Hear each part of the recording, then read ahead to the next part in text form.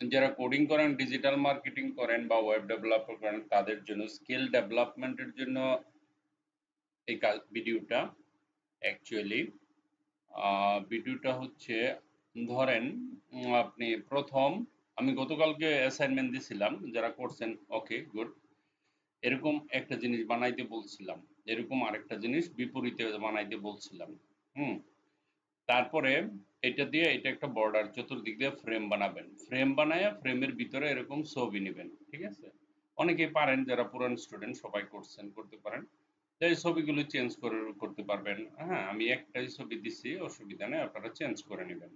তো এই প্রসেসটা কিভাবে বানানো হয়েছে একেবারেই সিম্পল একদম সিম্পল ইন্ডেক্সে যান ইন্ডেক্সে গিয়ে প্রথম একটা ডিপ নেবেন ঠিক আছে প্রথম যে ডিপটা সেটা হচ্ছে এই যে এটা আমি দেখাচ্ছি right click open with live server ছোট করলাম এটাকে ধরেন আমি এটাকে ছোট করলাম ঠিক আছে প্রথম ডিপটা হচ্ছে এই যে এটা দেখেন এই যে ডিপটা আছে না এটা হচ্ছে এটা তাহলে এটা কিভাবে করলাম আপনি স্টাইল ডট সিএস এ গেলে একদম পরিষ্কার হয়ে যাবে ডট বর্ডার ওয়ান আমি বর্ডার ওয়ান একটা ক্লাস নিছি প্রথম ডিপে হাইট দিছি তার এতটুক উইড দিছি এতটুক 300 বর্ডার লেফট বলছি বর্ডার লেফটে গিয়ে সলিড রেড কালার করে দিছি রেড কালার হয়ে গেছে আর বর্ডার বটন বলছি বটন বর্ডার হয়ে গেছে গেল এটা দ্বিতীয়টা খালি কপি পেস্ট করছি এখানে কপি পেস্ট করে রাইট করে দিছি তার মানে কি এই যে রাইট সাইডে হচ্ছে বাট ক্লাস হইল ডট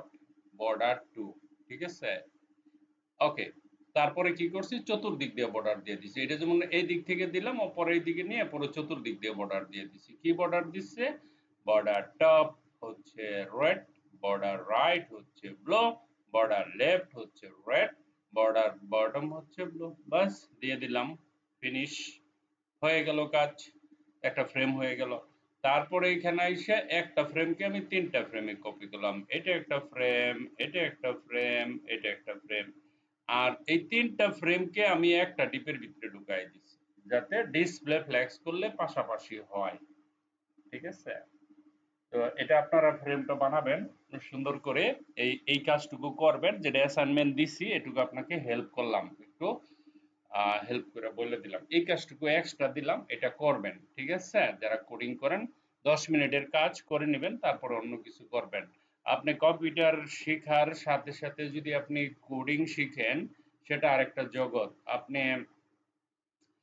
হ্যাঁ ভালো লাগে শিখি ভালো লাগে না কোডিং আমার দ্বারা হবে না এরকম কিছু বলার দরকার নাই আপনি আপনার শিখতে থাকেন সহজ করেই তো বললাম না একেবারে ইজি তারপরেও কোনো সমস্যা থাকলে আমি ক্লাসে বুঝিয়ে দিব ক্লাসে একদম প্র্যাকটিক্যাল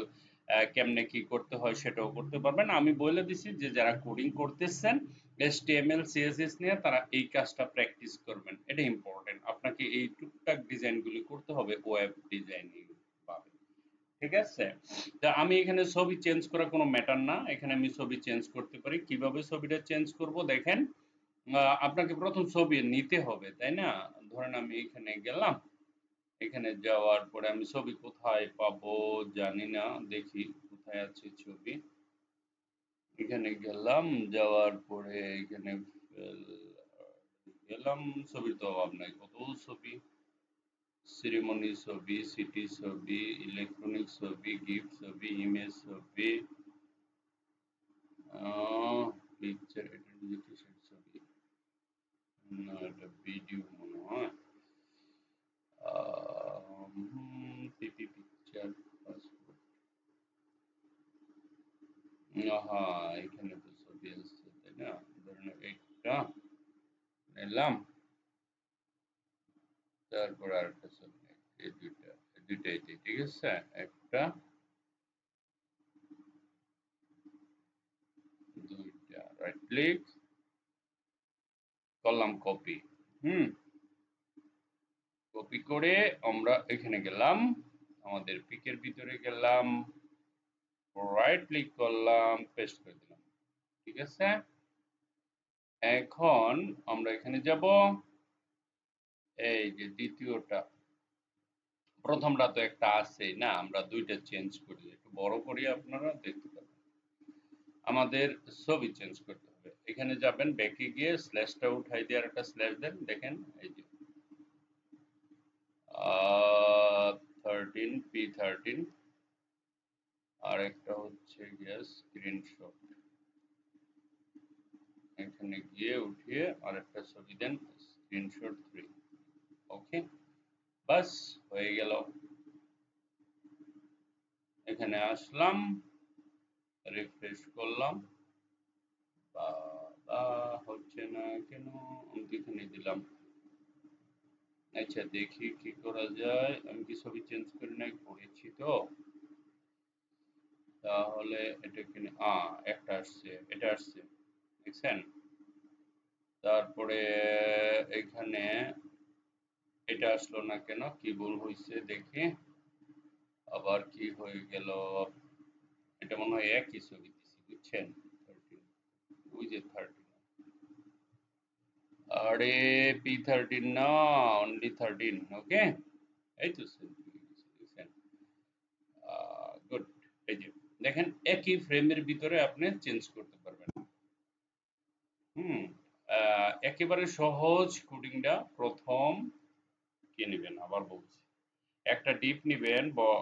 ক্লাস নেবেন border1, আরেকটা ডিপ নেবেন, ক্লাস নেবেন border2, আর একটা বানায়া পরে কপি করবেন। এগুলি সবই কপি করা যায়, একটা আগে বানাইতে হয়। হ্যাঁ, আপনি যত কিছুই করেন না কেন, কোডিং এ আগে একটা বানাই নেওয়া পরে কপি করে দেন, বারবার টাইপ করার তো দরকার নেই। ডট border1, তারপরে এইটা, তারপরে এটা। এনিওয়ে, আপনাদের যদি কোনো কনফিউশন থাকে ক্লাসে একদম